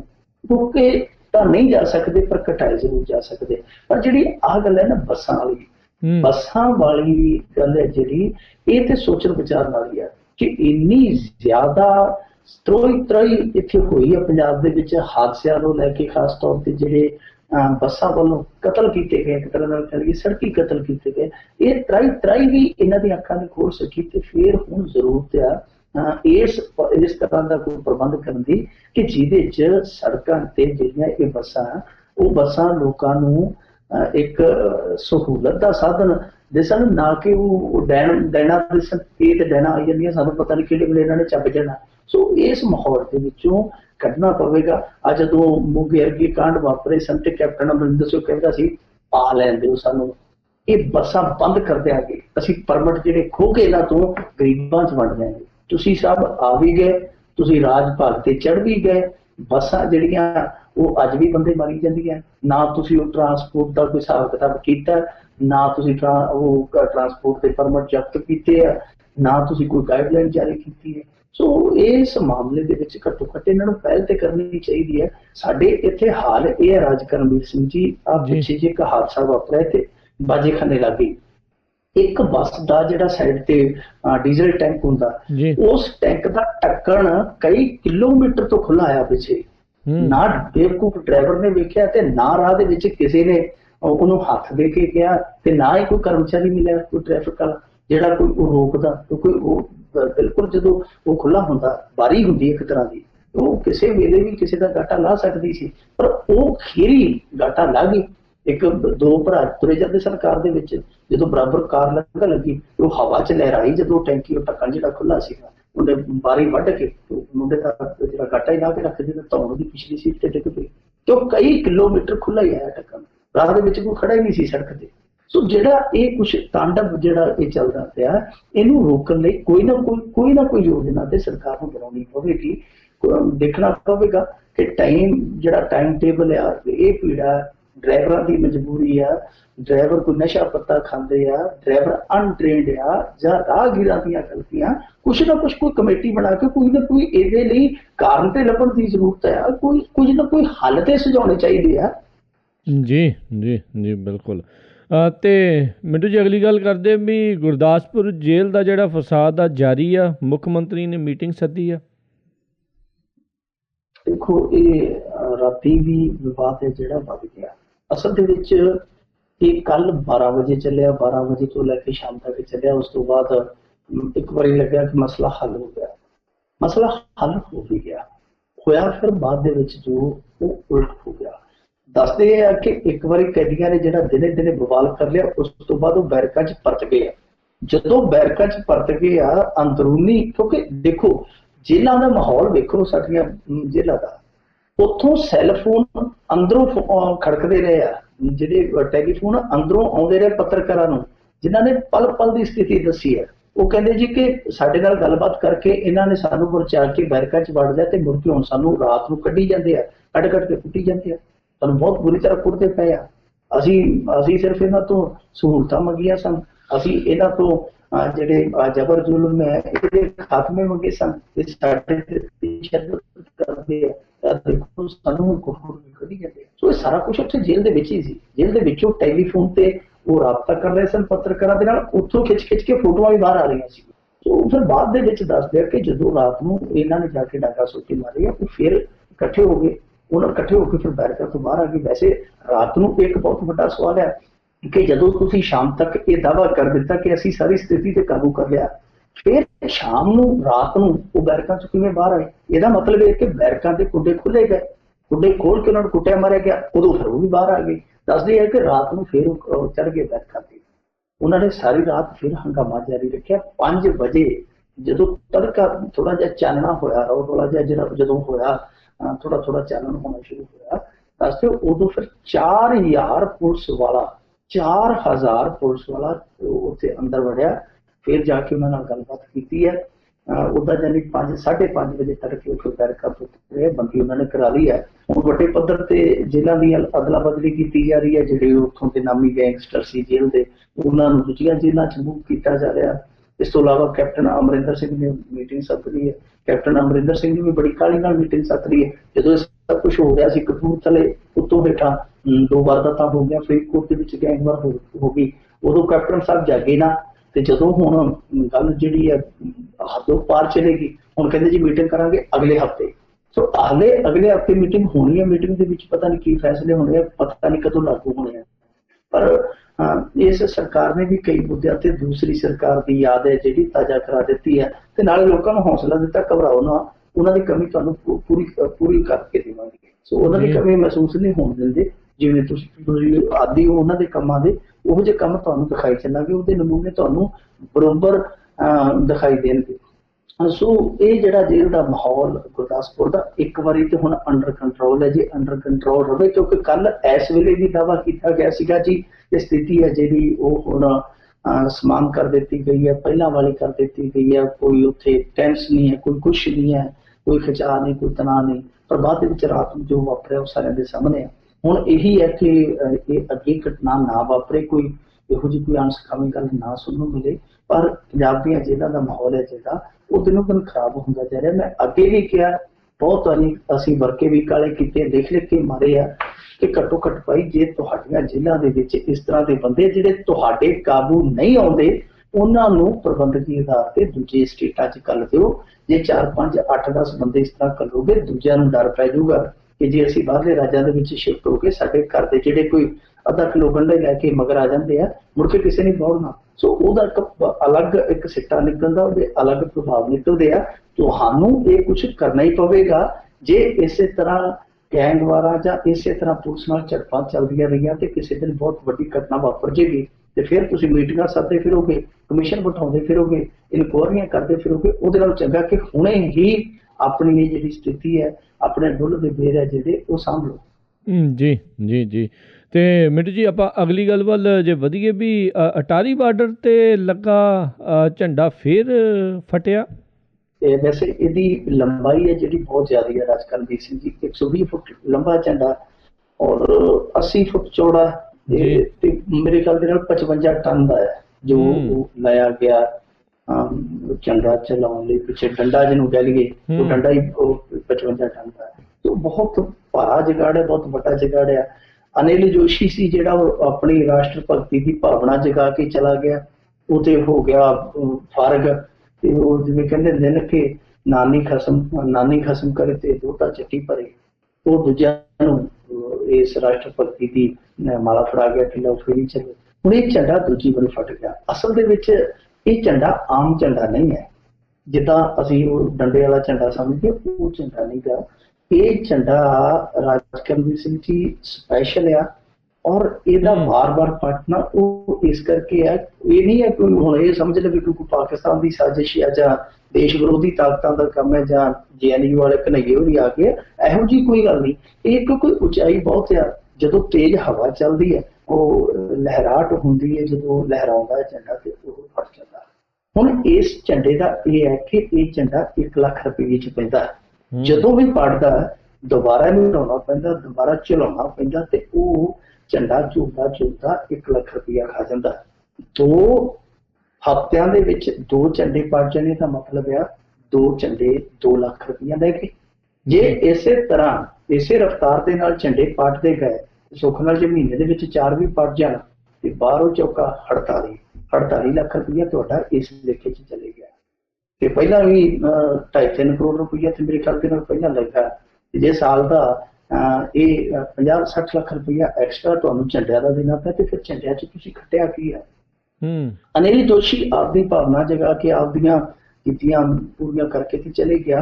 ਪਰ ਇਹ ਤੇ ਹੁਣ ਸੋਚਣਾ ਪਵੇਗਾ ਨਾ ਕਿ ਕੀ ਇਹ ਬੋਝ ਹੈ ਜਿਹੜਾ ਇਸ ਤਰ੍ਹਾਂ ਦਾ ਸਾਡੀ ਸਰਕਾਰ ਚੱਲੇਗੀ, ਕਿਉਂਕਿ ਇਹ ਜਿਹੜਾ ਝੰਡੇ ਵਾਲਾ ਕੰਮ ਹੈ ਇਹ ਸਰਕਾਰ ਦੇ ਅਧੀਨ ਹੈ। ਸੋ ਸਰਕਾਰ ਨੇ ਹੀ ਆਪਣੇ ਕੋਲੋਂ ਪੈਸਾ ਦੇਣਾ। ਉਂਝ ਆ ਝੰਡਾ ਹੀ ਨਹੀਂ, ਅਸੀਂ ਇੱਥੇ ਦੇਖਦੇ ਪਏ ਹਾਂ ਚੌਧਰੀ ਦੇਵੀ ਲਾਲ ਦਾ ਬੁੱਤ ਵੀ ਲੱਗਾ ਪੰਜਾਬ ਦੇ ਵਿੱਚ। ਪੰਜਾਬ ਦੀ ਜਿੱਥੋਂ ਹੱਦ ਸ਼ੁਰੂ ਹੁੰਦੀ ਹਰਿਆਣੇ ਦੀ, ਕਿੱਲਿਆਂ ਵਾਲੀ ਪਿੰਡ ਦੇ ਵਿੱਚ ਲੱਗਿਆ ਚੌਧਰੀ ਦੇਵੀ ਲਾਲ ਦਾ ਬੁੱਤ। ਚੌਧਰੀ ਦੇਵੀ ਲਾਲ ਸਾਰੀ ਉਮਰ ਪੰਜਾਬ ਦੇ ਨਾਲ ਇੱਟ ਖੜਕਾ ਕਰਦਾ ਰਿਹਾ, ਤੇ ਉਹਦੀ ਬੁੱਤ ਤੇ ਕਾਰਦ ਵੀ ਲੱਗੀ ਹੈ। 7-8 ਲੱਖ ਰੁਪਈਆ ਸਾਲ ਦਾ ਉਹਦਾ ਖਰਚਾ ਆ ਜਾਂਦਾ। ਹੁਣ ਪਤਾ ਨਹੀਂ ਲੱਗਦਾ ਕਿ ਉਹ ਬੁੱਤ ਕੀ ਦੁੱਧ ਦਿੰਦਾ ਸਾਨੂੰ। ਅਸੀਂ ਉੱਥੇ ਵੀ ਪੁਲਿਸ ਬਿਠਾਈ ਹੈ, ਝੰਡਾ ਵੀ ਲਾਇਆ। ਸੋ ਇਹ ਜਿਹੜੇ ਫਜ਼ੂਲ ਜੇ ਕੰਮ ਹੈ, ਵੈਸੇ ਝੰਡੇ ਵਾਲਾ ਠੀਕ ਹੈ, ਕਿਸੇ ਦੀ ਭਾਵਨਾ ਉਹ ਚਲਾ ਲਵੇ, ਪਰ ਇਹੋ ਜਿਹੀ ਉਚਾਈ ਦੇ ਦੇਣੀ ਸਿਰਫ ਤੇ ਸਿਰਫ ਇਸ ਕਰਕੇ ਕਿ ਸਾਡਾ ਜਿਹੜਾ ਝੰਡਾ ਦੂਜੇ ਪਾਸੇ ਪਾਕਿਸਤਾਨ ਵਾਲੇ ਪਾਸੇ ਦੂਰੋਂ ਦਿਖਾਈ ਦੇ, ਸਿਰਫ ਇਸ ਭਾਵਨਾ ਨਾਲ ਅਸੀਂ ਆ ਪੈਸਾ ਜਿਹੜਾ ਰੋੜ ਰਹੇ ਹਾਂ, ਇਹ ਮੇਰੇ ਖਿਆਲ ਦੇ ਨਾਲ ਸਿਆਣਪ ਨਹੀਂ। ਖਾਸ ਤੌਰ ਤੇ ਉਸ ਪੰਜਾਬ ਦੇ ਵਿੱਚ ਅਸੀਂ ਸਿਆਣਪ ਨਹੀਂ ਕਹਿ ਸਕਦੇ ਜਿੱਥੇ ਇੱਕ ਪਾਈ ਦੀ ਕੀਮਤ ਹੈ ਸਰਕਾਰ ਲਈ। ਜੀ ਅਤੇ ਅਗਲੀ ਆਪਾਂ ਗੱਲ ਕਰੀਏ ਵੀ ਗਊ ਹੱਤਿਆ ਮਾਮਲੇ ਦੇ ਵਿੱਚ ਸਜ਼ਾਏ ਮੌਤ ਦੇਣ ਵਾਲਾ ਸੁਬਰਾਮਨੀਅਮ ਸਵਾਮੀ ਨੇ ਪੇਸ਼ ਕੀਤਾ। ਇਹ ਬਿੱਲ ਕੀਤਾ ਇਹਨੇ ਸੁਬਰਾਮਨੀਅਮ ਸਵਾਮੀ ਨੇ ਕੱਲ ਲੋਕ ਸਭਾ ਦੇ ਵਿੱਚ ਪੇਸ਼ ਕੀਤੀ। ਜਿਹੜੀ ਗਊ ਹੱਤਿਆ ਹੁੰਦੀ ਹੈ ਇਹਦੀ ਸਜ਼ਾ ਜਿਹੜੀ ਉਹ ਫਾਂਸੀ ਦੀ ਸਜ਼ਾ ਮੁਕਰਰ ਕੀਤੀ ਜਾਵੇ, ਜਿਹਨੂੰ ਆਪਾਂ ਕੈਪੀਟਲ ਪਨਿਸ਼ਮੈਂਟ ਕਹਿ ਦਿੰਦੇ ਹਾਂ। ਹੁਣ ਦੇਖੋ ਕੈਪੀਟਲ ਪਨਿਸ਼ਮੈਂਟ ਹੈ ਜਿਹੜੀ ਉਹ ਬਹੁਤ ਵੱਡੇ ਕੇਸਾਂ 'ਚ ਦਿੱਤੀ ਜਾਂਦੀ ਹੈ। ਭਾਰਤ ਦੇ ਵਿੱਚ ਤੇ ਬੜੇ ਰੇਅਰ ਮਾਮਲੇ ਆ। ਜੇ ਅਸੀਂ 15-20 ਸਾਲਾਂ ਦੇ ਵਿੱਚ ਚੱਕ ਲਈਏ ਹਿਸਟਰੀ, 20 ਦੀ ਵੀ ਕਿ 30-40 ਦੀ ਚੱਕ ਲਓ, ਇਹਦੇ 'ਚ ਗਿਣਤੀ ਦੇ ਬੰਦੇ ਆ ਜਿਨ੍ਹਾਂ ਨੂੰ ਫਾਂਸੀ ਹੋਈ। ਕਿਤੇ ਧਨਜੇ ਚੈਟਰਜੀ ਸੀਗਾ, ਦੂਸਰਾ ਕਸਾਬ ਆ, ਤੀਸਰਾ ਅਫਜ਼ਲ ਗੁਰੂ ਹੈ। ਇਹ 3-4 ਬੰਦੇ ਆ ਜਿਹੜੇ 20-25 ਸਾਲ ਦੀ ਹਿਸਟਰੀ ਦੇ ਵਿੱਚ ਫਾਈਲ ਆਏ ਹੋਏ ਆ। ਪਰ ਇੱਥੇ ਸਵਾਮੀ ਸਾਹਿਬ ਕਹਿੰਦੇ ਕਿ ਗਊ ਹੱਤਿਆ ਦਾ ਕੇਸ ਦੇ ਵਿੱਚ ਵੀ ਸਜ਼ਾ ਜਿਹੜੀ ਕੈਪੀਟਲ ਪਨਿਸ਼ਮੈਂਟ ਹੋਣੀ ਚਾਹੀਦੀ। ਇੱਕ ਪਾਸੇ ਐਮਨੈਸਟੀ ਇੰਟਰਨੈਸ਼ਨਲ ਵਰਗੇ ਜਿਹੜੇ ਇਸ ਤਰ੍ਹਾਂ ਦੇ ਸਮਾਜ ਸੇਵੀ ਗਰੁੱਪ ਆ, ਉਹ ਸਾਰੇ ਸੰਸਾਰ ਦੇ ਵਿੱਚੋਂ, ਸਾਰੇ ਆਲਮ ਦੇ ਵਿੱਚੋਂ, ਜਗਤ ਦੇ ਵਿੱਚੋਂ ਮੌਤ ਦੀ ਸਜ਼ਾ ਮਾਫ ਕਰਾਉਣ ਨੂੰ ਫਿਰਦੇ ਆ, ਤੇ ਇੱਥੇ ਜੀਵ ਹੱਤਿਆ ਦੇ ਲਈ ਮੌਤ ਦੀ ਸਜ਼ਾ ਅਸੀਂ ਦੇਣ ਨੂੰ ਫਿਰਦੇ। ਪਤਾ ਨਹੀਂ ਕਿੱਧਰੋਂ ਜਾਣੀ ਹੈ ਗੱਲ। ਵੈਸੇ ਸੁਬਰਾਮਨੀਅਮ ਸਵਾਮੀ ਤੁਹਾਨੂੰ ਪਤਾ ਹੀ ਹੈ ਕਿਸ ਤਰ੍ਹਾਂ ਦਾ ਨੇਤਾ, ਕਿਸ ਕੈਟਾਗਰੀ ਦਾ ਨੇਤਾ। ਖੈਰ ਉਹਨੂੰ ਕੁਛ ਲੋਕ ਸਿਆਣੇ ਵੀ ਕਹਿੰਦੇ ਆ, ਉਹ ਬਹੁਤ ਸਿਆਣੇ ਜ਼ਿਆਦੇ ਆ ਜਿਹੜੇ ਇਹਨੂੰ ਸਿਆਣੇ ਕਹਿੰਦੇ ਆ। ਉਹ ਸੁਬਰਾਮਨੀਅਮ ਸਵਾਮੀ ਦੀ ਇਹ ਗੱਲ ਮੈਨੂੰ ਤੇ ਕੋਈ ਤਰਕ ਸੰਗਤ ਲੱਗਦੀ ਨਹੀਂ। ਤਰਕ ਸੰਗਤ ਇਸ ਕਰਕੇ ਨਹੀਂ ਲੱਗਦੀ ਰਾਜ ਕਰਮਵੀਰ ਸਿੰਘ ਜੀ, ਸਾਡੇ ਮੁਲਕ ਦਾ ਜਿਹੜਾ ਅੰਦਰੂਨੀ ਢਾਂਚਾ ਹੈ ਉਹ ਬੜਾ ਪੇਚੀਦਗੀਆਂ ਵਾਲਾ। ਮਸਲਨ ਇਹ ਹੈ ਕਿ ਦੇਖੋ ਕੱਲ ਨੂੰ ਕੀ ਹੋਏਗਾ ਜਦੋਂ ਇੱਡੀ ਵੱਡੀ ਸਜ਼ਾ ਮੁਕਰਰ ਕਰ ਦਿੱਤੀ ਗਈ ਜਿੱਦਾਂ ਜੇ ਕਿਸੇ ਨੂੰ ਤੁਸੀਂ ਨਫ਼ਰਤ ਦੀ ਅੱਗ ਨਾਲ ਦੇਖਦੇ, ਨਫ਼ਰਤ ਦੀ ਅੱਖ ਨਾਲ ਦੇਖਦੇ ਹੋ, ਕੋਈ ਘੱਟ ਗਿਣਤੀਆਂ ਨਾਲ ਸੰਬੰਧਿਤ ਹੈ, ਉਹਦੇ ਤੇ ਦੋਸ਼ ਲੱਗ ਗਿਆ, ਉਹਦੀ ਕੋਈ ਅਪੀਲ ਦੇ ਲਈ ਸੁਣੇਗਾ ਹੀ ਨਹੀਂ, ਉਹ ਤੇ ਟੰਗਿਆ ਗਿਆ। ਕੱਲ ਨੂੰ ਸਾਡੇ ਇੱਥੋਂ ਦੇ ਲੋਕ ਇਹੋ ਜਿਹੇ ਆ, ਜੇ ਕਿਸੇ ਨਾਲ ਵੱਟ ਬੰਨੇ ਦਾ ਰੌਲਾ ਪੈ ਗਿਆ ਤੇ ਉਹ ਮਾਰਕੀਟ ਦੀ ਪੈੜੀ 'ਚ ਸੁੱਟ ਦੂਗਾ, ਤਾਂ ਦੇਖੋ ਜੀ ਇਹਨੇ ਤਾਂ ਗਊ ਹੱਤਿਆ ਕੀਤੀ ਹੈ। ਤੇ ਇਹ ਬਹੁਤ ਜ਼ਿਆਦਾ ਕੰਮ ਔਖਾ ਹੈ। ਸੁਬਰਾਮਨੀਅਮ ਸਵਾਮੀ ਠੀਕ ਹੈ, ਮੈਂ ਉਹਦੇ ਕੰਮਾਂ ਨਾਲ ਕਦੇ ਸਹਿਮਤ ਨਹੀਂ ਹੋਇਆ, ਉਹਦੀ ਰਾਜਨੀਤੀ ਕਰਨ ਦਾ ਢੰਗ ਹੈ ਜਿਹੜਾ ਬਹੁਤ ਕਈ ਵਾਰੀ ਨਾ ਵਾਹੀਆਤ ਗੱਲਾਂ ਉਹ ਕਰਦਾ, ਉਸ ਚੀਜ਼ ਦੇ ਨਾਲ ਅਸੀਂ ਪੂਰਨ ਤੌਰ ਤੇ ਸਹਿਮਤ ਹਾਂ। ਪਰ ਜਿਹੜੀ ਠੀਕ ਹੈ ਆਸਥਾ ਦਾ ਮਾਮਲਾ, ਅਸੀਂ ਉਸ ਆਸਥਾ ਦੀ ਕਦਰ ਕਰਦੇ ਹਾਂ, ਪਰ ਕੈਪੀਟਲ ਪਨਿਸ਼ਮੈਂਟ ਜਿਹੜੀ ਹੈ ਉਹ ਨਹੀਂ ਹੋਣੀ ਚਾਹੀਦੀ, ਕਿਉਂਕਿ ਇੱਥੇ ਤੇ ਰੇਪ ਕੇਸ ਹੈ ਜਿਹੜੇ, ਉਹਦੀ ਵੀ ਦੁਰਵਰਤੋਂ ਹੁੰਦੀ ਹੈ। ਆਹ ਦਾਜ ਵਾਲੇ ਦੇਖ ਲਓ, ਦਾਜ ਦਾ ਐਕਟ ਇਹਨਾਂ ਨੇ ਸਖਤ ਬਣਾਇਆ ਸੀ, ਜਿਹੜੇ ਮਾਮਲੇ 'ਚ ਸਖਤਾਈ ਕੀਤੀ ਉਹਦੀ ਦੁਰਵਰਤੋਂ ਹੁੰਦੀ ਹੈ ਭਾਰਤ 'ਚ। NDPS ਐਕਟ ਬਣਾਇਆ, ਨਸ਼ਾ ਵਿਰੋਧੀ ਐਕਟ, ਉਹਦੇ 'ਚ ਦੇਖੋ ਅਮਲੀ ਰਗੜੇ ਜਾਂਦੇ, ਜਿਹੜੇ ਵੱਡੇ ਮਗਰਮੱਛ ਹੈ ਨਸ਼ਾ ਵੇਚਣ ਵਾਲੇ, ਉਹਨਾਂ ਨੂੰ ਕੁਛ ਨਹੀਂ ਹੁੰਦਾ। ਸੋ ਇਹ ਜਿਹੜੇ ਸਖਤ ਕਾਨੂੰਨ ਆ, ਸਖਤ ਕਾਨੂੰਨ ਹਮੇਸ਼ਾ ਇੱਥੇ ਦੁਰਵਰਤੇ ਜਾਂਦੇ ਆ, ਉਹਨਾਂ ਦੀ ਵਰਤੋਂ ਜਿਹੜੀ ਗਲਤ ਹੁੰਦੀ ਆ। ਮੈਂ ਨਹੀਂ ਮੰਨਦਾ, ਮੈਂ ਇਸ ਚੀਜ਼ ਨਾਲ ਸਹਿਮਤ ਨਹੀਂ ਗਾ। ਹਾਂ ਠੀਕ ਆ ਕਿ ਉਹਦਾ ਜਿਹੜੀ ਇਹ ਗਊ ਹੱਤਿਆ ਉਹ ਕੋਈ ਹੋਰ ਸਜ਼ਾ ਮਾੜੀ ਮੋਟੀ ਰੱਖ ਕੇ ਜਾਂ ਲੋਕਾਂ ਨੂੰ ਅਵੇਅਰ ਕਰਕੇ, ਲੋਕਾਂ ਨੂੰ ਸਹਿਮਤ ਕਰਕੇ ਉਹ ਖਤਮ ਕਰ ਲੈਣ ਗਊ ਹੱਤਿਆ, ਤੇ ਠੀਕ ਹੈ, ਸਾਨੂੰ ਕੀ ਇਤਰਾਜ਼ ਹੈ। ਪਰ ਦੂਜੀ ਗੱਲ ਜਿਹੜੀ ਮੈਂ ਤੁਹਾਨੂੰ ਇਤਿਹਾਸ ਦੇ ਪ੍ਰਵੇਖ 'ਚੋਂ ਦੱਸਾਂ ਕਿ ਇਹੋ ਜਿਹੀ ਗੱਲ ਹੈ ਜਿਹੜੀ ਉਹ ਅੱਜ ਤੋਂ 60-70 ਸਾਲ ਪਹਿਲਾਂ ਉਸ ਵੇਲੇ ਵਾਪਰੀ ਸੀ। 70 ਸਾਲ ਹੀ ਕਹਿ ਲਓ, 60 ਤੇ ਕਾਹਨੂੰ ਕਹਿੰਦੇ ਆ। ਜਦੋਂ ਭਾਰਤ ਨਵਾਂ ਆਜ਼ਾਦ ਹੋਇਆ, ਉਸ ਸਮੇਂ ਦਾ ਰਾਸ਼ਟਰਪਤੀ ਸੀ ਜਿਹੜਾ ਰਾਜਿੰਦਰ ਪ੍ਰਸਾਦ, ਉਹ ਮਹਾਤਮਾ ਗਾਂਧੀ ਕੋਲ ਗਿਆ ਸੀ। ਉਹਨੇ ਮਹਾਤਮਾ ਗਾਂਧੀ ਨੂੰ ਕਿਹਾ ਸੀਗਾ, ਕਹਿੰਦਾ ਕਿ ਜੀ ਦੇਖੋ ਹਜ਼ਾਰਾਂ ਤਾਰ ਆਉਂਦੇ ਮੇਰੇ ਕੋਲੇ, ਹਜ਼ਾਰਾਂ ਲੋਕ ਮੈਨੂੰ ਮਿਲ ਕੇ ਕਹਿੰਦੇ ਆ, ਉਹ ਕਹਿੰਦੇ ਕਿ ਅਸੀਂ ਹੁਣ ਆਜ਼ਾਦ ਹੋ ਚੁੱਕੇ ਹਾਂ ਤੇ ਆਪਾਂ ਗਊ ਹੱਤਿਆ ਦੇ ਜਿਹੜੇ ਮਾਮਲੇ ਆ ਇਹਨਾਂ ਦੇ ਵਿੱਚ ਸਖਤ ਕਦਮ ਚੁੱਕੀ, ਕੋਈ ਸਖਤ ਕਾਨੂੰਨ ਬਣਾਈਏ। ਤੇ ਅੱਗੋਂ ਮਹਾਤਮਾ ਗਾਂਧੀ ਨੇ ਆਖਿਆ ਸੀ, ਉਹਨੇ ਆਖਿਆ ਇਹੋ ਜਿਹਾ ਕਾਨੂੰਨ ਬਣਾਉਣਾ ਭਾਰਤ ਦੇ ਹਿੱਤ 'ਚ ਨਹੀਂ ਹੋਏਗਾ। ਭਾਰਤ ਧਰਮ ਨਿਰਪੇਖ ਦੇਸ਼ ਆ, ਇਹਦੀ ਜਿਹੜੀ ਹਸਤੀ ਆ ਧਰਮ ਨਿਰਪੇਖ ਦੇਸ਼ ਦੀ ਹਸਤੀ ਉਹ ਰਹਿਣ ਦਿਓ, ਇਹਦੀ ਬੁਨਿਆਦ ਸੈਕੂਲਰਿਜ਼ਮ ਤੇ ਟਿਕੀ ਹੈ।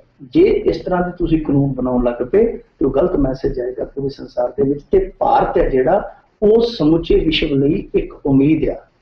ਹੁਣ ਦੇਖੋ ਜੇ ਉਸ ਵੇਲੇ ਦਾ ਉਹ ਵਿਅਕਤੀ ਇਹੋ ਜਿਹੀਆਂ ਚੀਜ਼ਾਂ ਨੂੰ ਦਰਕਿਨਾਰ ਕਰਦਾ ਪਿਆ, ਇਹੋ ਜਿਹੀਆਂ ਚੀਜ਼ਾਂ ਨੂੰ ਨਕਾਰਦਾ ਪਿਆ ਜਿਹਨੂੰ ਇਹ ਮੁਲਕ ਰਾਸ਼ਟਰਪਿਤਾ ਕਹਿੰਦਾ, ਜੇ ਉਹੀ ਚੀਜ਼ਾਂ ਅੱਜ ਅਸੀਂ ਇਸ ਮੁਕਾਮ ਤੇ ਜਿੱਥੇ ਕਿ ਅਸੀਂ ਬਹੁਤ ਸਹੀ ਦਿਸ਼ਾ ਵੱਲ ਅੱਗੇ ਜਾਂਦੇ ਪਏ ਹਾਂ, ਆਲਮ ਦੇ ਵਿੱਚ ਇੱਕ ਪਹਿਚਾਨ ਹੈ ਭਾਰਤ ਦੀ, ਆਲਮ ਦੇ ਵਿੱਚ ਇੱਕ ਉਮੀਦ ਜਿਹੜੀ ਹੈ ਉਹ ਪਰਪੱਕ ਹੋ ਚੁੱਕੀ ਹੈ। ਸੋ ਇਸ ਮੋੜ ਤੇ ਆ ਕੇ ਇਹੋ ਜੇ ਅਸੀਂ ਬੈਕ ਗੇਅਰ ਜੇ ਲਾ ਲਏ ਤੇ ਫਿਰ ਅਸੀਂ ਕਹਿ ਸਕਦੇ ਕਿ ਸਾਨੂੰ ਕੋਈ ਨਹੀਂ ਖਪਾਉਣ ਵਾਲਾ, ਅਸੀਂ ਆਤਮਘਾਤੀ ਆਪ ਹੀ ਬਣੇ।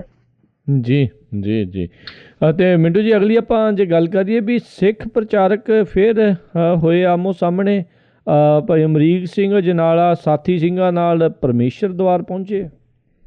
ਦੇਖੋ ਜੀ, ਅੱਜ ਇਹ ਜੋ ਮਾਹੌਲ ਬਣਿਆ ਰਿਹਾ, ਕੱਲਾ ਮਾਹੌਲ ਪਰਮੇਸ਼ਰ ਦੁਆਰ ਦੇ ਗੇਟ ਦੇ ਮੂਹਰੇ ਤਲਖੀ ਵਾਲਾ ਨਹੀਂ ਸੀ। ਇੱਥੇ ਸਾਡੇ ਸੋਸ਼ਲ ਮੀਡੀਆ ਤੇ ਵੀ ਮਾਹੌਲ ਜਿਹੜਾ ਬੜਾ ਕੜਪਣ ਵਾਲਾ ਸੀ। ਇੱਥੇ ਵੀ ਧੜੇ ਆਪਸ ਦੇ ਵਿੱਚ ਫਸੇ ਹੋਏ ਸੀ। ਇੱਕ ਦੇ ਧੜੇ ਬਹੁਤ ਆ, ਧੜੇ ਇੰਨੇ ਆ ਕਿ ਉਹ ਧੜੇ ਇਸ ਤਰ੍ਹਾਂ ਲੱਗਦਾ ਕਿ ਹੁਣ ਲੜੇ। ਦੂਜੇ ਪਾਸੇ ਜੇ ਗੱਲ ਕਰੀਏ, ਇਸ ਵਿਵਾਦ ਦਾ ਮੁੱਢ ਵੱਜਿਆ ਹੈ ਉਸ ਕਥਾ ਦੇ ਵਿੱਚ ਆਏ ਇੱਕ ਪ੍ਰਸੰਗ ਤੋਂ, ਜਿਸ ਪ੍ਰਸੰਗ ਦੇ ਵਿੱਚ ਰਣਜੀਤ ਸਿੰਘ ਢੱਡੀਆਂ ਵਾਲੇ ਨੇ ਕਿਹਾ ਕਿ ਬਾਬਾ ਬਕਾਲਾ ਦੇ ਵਿੱਚ ਜੋ ਸਮਾਂ ਸ੍ਰੀ ਗੁਰੂ ਤੇਗ ਬਹਾਦਰ ਜੀ ਨੇ ਬਿਤਾਇਆ, ਉਸ ਸਮੇਂ ਦੌਰਾਨ ਉਹਨਾਂ ਨੇ ਕੋਈ ਭੋਰੇ ਦੇ ਵਿੱਚ ਤਪ ਨਹੀਂ ਕੀਤਾ, ਉਹਨਾਂ ਨੇ ਪ੍ਰਚਾਰ ਕੀਤਾ। ਉਸ ਤੋਂ ਬਾਅਦ ਫਿਰ ਇਹ ਭਾਈ ਅਮਰੀਕ ਸਿੰਘ ਅਜਨਾਲਾ ਹੋਰੀ ਹੈ ਜਿਹੜੇ ਉਹ ਇਸ ਗੱਲ ਤੋਂ ਲੈ ਕੇ ਖਫਾ ਨਜ਼ਰ ਆਏ, ਉਹ ਇਸ ਚੀਜ਼ ਤੋਂ ਅਲੱਗਾ ਰਾਏ ਰੱਖਦੇ ਆ ਤੇ ਦੱਸਦੇ ਇਹ ਹੈ ਕਿ ਉਹ ਅੱਜ ਆਪਣੇ ਸਾਥੀ ਸਿੰਘਾਂ ਦੇ ਨਾਲ ਇੱਥੇ ਪਰਮੇਸ਼ਰ ਦੁਆਰ ਆ ਗਈ। ਉੱਥੇ ਆ ਕੇ ਉਹਨਾਂ ਨੇ ਗੇਟ ਦੇ ਅੱਗੇ ਆਪਦਾ ਡੇਰਾ ਜਮਾ ਲਿਆ, ਕਹਿੰਦੇ ਜੀ ਕਿ ਰਣਜੀਤ ਸਿੰਘ ਢੱਡੀਆਂ ਨੂੰ ਲਿਆਓ, ਅਸੀਂ ਚਰਚਾ ਕਰਨੀ ਹੈ। ਹੁਣ ਚਰਚਾ ਜਿਹੜੀ ਸੀ ਕਿ ਉਹ ਇਸ ਢੰਗ ਦੀ ਹੋ ਹੀ ਨਹੀਂ ਸਕਦੀ ਕਦੇ, ਉਹ ਤੇ ਇਸ ਤਰ੍ਹਾਂ ਜਾਪਦਾ ਸੀ ਕਿ ਜਿਸ ਤਰ੍ਹਾਂ ਫਿਰ ਕਿਸੇ ਮੂੰਹ ਦੇ ਵਿੱਚ ਆਏ ਆ। ਰਣਜੀਤ ਸਿੰਘ ਢੱਡੀਆਂ ਵਾਲੇ ਨੇ ਵੀਡੀਓ ਪਾਈ ਹੈ, ਉਸ ਵੀਡੀਓ ਦੇ ਵਿੱਚ ਦੱਸਿਆ ਕਿ ਮੈਂ ਉੱਥੇ ਹੈ ਨਹੀਂ, ਪਰ ਇਹ ਵੀਡੀਓ ਇੱਧਰਲੇ ਪਾਸਿਓਂ ਪਾ ਕੇ ਕਹਿੰਦੇ ਸਨ ਕਿ ਨਿਕਲਦਾ ਨਹੀਂ, ਬਾਹਰ ਨਹੀਂ ਨਿਕਲਦਾ। ਖੈਰ ਇਹ ਦੋਵੇਂ ਪਾਸਿਓਂ ਵੀਡੀਓ ਆਈ ਗਈਆਂ, ਦੋਵੇਂ ਪਾਸਿਓਂ ਜਿਹੜੇ ਧੜੇ ਸੀ ਉਹਨਾਂ ਦੀਆਂ ਅਲੱਗ-ਅਲੱਗ ਦਲੀਲਾਂ ਆਈ ਗਈਆਂ, ਪਰ ਦੇਰ ਸ਼ਾਮ ਤੱਕ ਇਹ ਮਸਲਾ ਜਿਹੜਾ ਅਣਸੁਲਝਿਆ ਰਿਹਾ। ਵਿੱਚ ਫਿਰ ਪ੍ਰਸ਼ਾਸਨ ਪਿਆ, ਪ੍ਰਸ਼ਾਸਨ ਦੇ ਭਰੋਸੇ ਤੋਂ ਬਾਅਦ ਇੱਕ ਵਾਰੀ ਤੇ ਭਾਈ ਅਮਰੀਕ ਸਿੰਘ ਅਜਨਾਲਾ ਹੋਰੀ ਮੰਨ ਗਏ ਆ। ਉਹ ਕਹਿੰਦੇ ਜੀ ਕੋਈ ਗੱਲ ਨਹੀਂ, ਅਗਲੇ ਹਫ਼ਤੇ ਅਸੀਂ ਵਿਚਾਰ ਵਟਾਂਦਰਾ ਕਰਾਂਗੇ। ਸੋ ਹੁਣ ਅਗਲੇ ਹਫਤੇ ਕੀ ਬਣਦਾ ਤੇ ਸਮਾਂ ਦੱਸੂਗਾ, ਪਰ ਜੋ ਇਹ ਕੁਝ ਚੱਲਦਾ ਪਿਆ ਉਹ ਸਿੱਖਾਂ ਦੇ ਲਈ, ਖਾਸ ਤੌਰ ਤੇ ਸਿੱਖ ਕੌਮ ਲਈ ਚੰਗਾ ਸੰਕੇਤ ਨਹੀਂ ਹੈ। ਰਣਜੀਤ ਸਿੰਘ ਢੱਡਰੀਆਂ ਵਾਲੇ ਬਾਰੇ ਵੀ ਕਹੀਏ ਕਿ ਠੀਕ ਆ, ਬੜੇ ਗਿਆਨੀ ਟਾਈਪ ਬੰਦੇ ਆ, ਬੜਾ ਗਿਆਨ ਹੈ ਧਰਮ ਦਾ, ਪਰ ਇਹੋ ਜਿਹੇ ਬਿਆਨ ਉਹ ਦੇ ਦਿੰਦਾ ਜਿਹਦੇ ਨਾਲ ਵਿਵਾਦ ਹੋ ਜਾਂਦਾ। ਅੱਗੇ ਬਿਆਨਾਂ ਤੋਂ, ਅੱਗੇ ਇਹਨਾਂ ਚੀਜ਼ਾਂ ਤੋਂ, ਇਹਨਾਂ ਸ਼ਬਦਾਂ ਤੋਂ ਲੜਾਈ ਹੋਈ ਤੇ ਲੜਾਈ ਕਿੱਥੇ ਚਲੇਗੀ?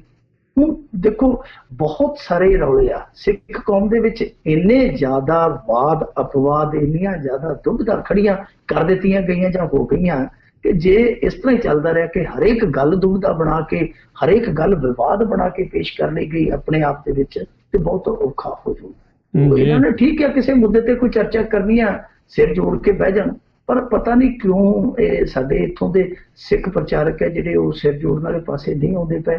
ਖੈਰ ਦੇਖੋ, ਇਹ ਵਿਵਾਦ ਜਿਹੜੇ ਐਡੀ ਛੇਤੀ ਹੱਲ ਹੋਣੇ ਵੀ ਨਹੀਂ, ਪਰ ਜੋ ਇੱਕ ਬਣਾਉਂਦੇ ਆ ਕਿ ਹਾਂਜੀ ਅਸੀਂ ਚਰਚਾ ਕਰਨੀ, ਅਸੀਂ ਚਰਚਾ ਕਰਨੀ, ਕਿਸੇ ਦੇ ਬੂਹੇ ਅੱਗੇ ਜਾ ਕੇ ਇਸ ਤਰ੍ਹਾਂ ਬਹਿ ਜਾਣਾ, ਮੇਰੇ ਖਿਆਲ ਦੇ ਨਾਲ ਇਹ ਚਰਚਾ ਕਰਨ ਦਾ, ਵਿਚਾਰ ਕਰਨ ਦਾ ਕੋਈ ਢੰਗ ਬਹੁਤਾ ਵਧੀਆ ਨਹੀਂਗਾ। ਤੁਸੀਂ ਆਪਣੇ ਪੱਧਰ ਦੇ ਨਾਲ, ਤੁਹਾਡੇ ਕੋਲ ਜਿਹੜੇ ਮੰਚ ਆ, ਚਾਹੇ ਸੋਸ਼ਲ ਮੀਡੀਆ ਦਾ, ਚਾਹੇ ਅਖਬਾਰ ਹੈ, ਟੈਲੀਵਿਜ਼ਨ ਆ, ਉਹਦੇ ਰਾਹੀਂ ਤੁਸੀਂ ਕਿਸੇ ਤੋਂ ਸਪਸ਼ਟੀਕਰਨ ਮੰਗ ਸਕਦੇ ਹੋ ਜਾਂ ਕਿਸੇ ਨੂੰ ਚਰਚਾ ਲਈ ਬੁਲਾ ਸਕਦੇ ਹੋ ਕਿ ਭਾਈ ਦੱਸ ਅਸੀਂ ਤੇਰੇ ਨਾਲ ਚਰਚਾ ਕਰਨੀ ਚਾਹੁੰਦੇ ਹਾਂ। ਇਸ ਤਰ੍ਹਾਂ ਕਿਸੇ ਦੇ ਟਿਕਾਣੇ ਤੇ ਜਾ ਕੇ ਤੇ ਅੱਗੇ ਬਹਿ ਜਾਣਾ, ਲਓ ਜੀ ਬਾਹਰ ਅਸੀਂ ਗੱਲ ਕਰਨੀ, ਅਸੀਂ ਚਰਚਾ ਕਰਨੀ ਹੈ, ਇਹ ਗੱਲ ਜੱਚਦੀ ਨਹੀਂ, ਇਹ ਗੱਲ ਜੰਮਦੀ ਨਹੀਂ ਗੀ। ਹੁਣ ਆਉਣ ਵਾਲੇ ਦਿਨਾਂ 'ਚ ਵੇਖੋ, ਅਸੀਂ ਤੇ ਇਹੀ ਸੁੱਖਦੇ ਹਾਂ ਕਿ ਇਹਨਾਂ ਦੀ ਚਰਚਾ ਬੇਸ਼ੱਕ ਹੋ ਜਾਵੇ, ਪਰ ਇਹ ਜਿਹੜੀ ਚਰਚਾ ਉਹ ਕਿਸੇ ਗਲਤ ਪਾਸੇ ਨਾ ਚਲੀ ਜਾਵੇ, ਕਿਉਂਕਿ ਅੱਗੇ ਹੀ ਸਿੱਖ ਕੌਮ ਹੈ ਜਿਹੜੀ ਉਹ ਬੜੇ ਘਾਟੇ ਚੱਲਦੀ ਆਈ ਹੈ, ਤੇ ਅੱਗੇ ਹੀ ਉਹ ਇਸ ਮੁਹਾਮ ਤੇ ਖੜੀ ਹੈ ਜਿੱਥੇ ਲੋਕੀ ਕਹੀ ਜਾਂਦੇ ਆ ਕਿ ਇਹਨਾਂ ਨੂੰ ਬਾਹਰੋਂ ਕੋਈ ਖਤਰਾ ਹੀ ਨਹੀਂ, ਬਾਹਰੋਂ ਕੋਈ ਖਤਰਾ ਨਹੀਂ, ਕਿਉਂਕਿ ਖਤਰੇ ਇਹਨਾਂ ਦੇ ਵਿੱਚ ਹੀ ਬਹੁਤ ਆ, ਆਪ ਹੀ ਬਹੁਤ ਆ। ਜੀ ਜੀ ਜੀ ਤੇ ਬਹੁਤ ਮਿੰਟੂ ਜੀ ਤੁਹਾਡਾ ਅਸੀਂ ਧੰਨਵਾਦ ਕਰਦੇ ਹਾਂ, ਤੁਸੀਂ ਸਾਡੇ ਨਾਲ ਜੁੜੇ, ਇਹਨਾਂ ਖਬਰਾਂ ਬਾਰੇ ਸਾਨੂੰ ਵਿਸਥਾਰ ਦੇ ਵਿੱਚ ਜਾਣਕਾਰੀ ਦਿੱਤੀਆਂ। ਅਗਲੀ ਵਾਰ ਤੱਕ ਲਈ ਤੁਹਾਡਾ ਬਹੁਤ ਧੰਨਵਾਦ, ਬੜੀ ਮਿਹਰਬਾਨੀ, ਸਤਿ ਸ੍ਰੀ ਅਕਾਲ ਜੀ। ਸ਼ੁਕਰੀਆ। ਤੇ ਸਰੋਤਿਓ, ਇੱਥੇ ਹੀ ਸਾਡਾ ਅੱਜ ਦਾ ਇਹ ਪ੍ਰੋਗਰਾਮ ਖਬਰ ਤੇ ਨਜ਼ਰ ਆਓ ਹੁਣ ਸਮਾਪਤ ਹੁੰਦਾ ਹੈ। ਹੁਣ ਮੈਨੂੰ ਰਾਜਕਰਮਵੀਰ ਸਿੰਘ ਨੂੰ ਇਜਾਜ਼ਤ ਦਿਓ। ਮੇਰੇ ਵੱਲੋਂ ਤੁਹਾਨੂੰ ਸਾਰਿਆਂ ਨੂੰ ਬਹੁਤ ਪਿਆਰ, ਸਤਿਕਾਰ ਸਾਹਿਬ ਦੋਨੋਂ ਆ ਜੋੜ ਕੇ ਨਿੱਘੀ ਜਿਹੀ ਸਤਿ ਸ੍ਰੀ ਅਕਾਲ। ਜਿਹਦੇ ਵਾਸਤੇ ਰਹੋ, ਹੱਸਦੇ ਖੇਲਦੇ ਰਹੋ ਤੇ ਸੁਣਦੇ ਰਹੋ ਪੰਜਾਬੀ ਰੇਡੀਓ USA।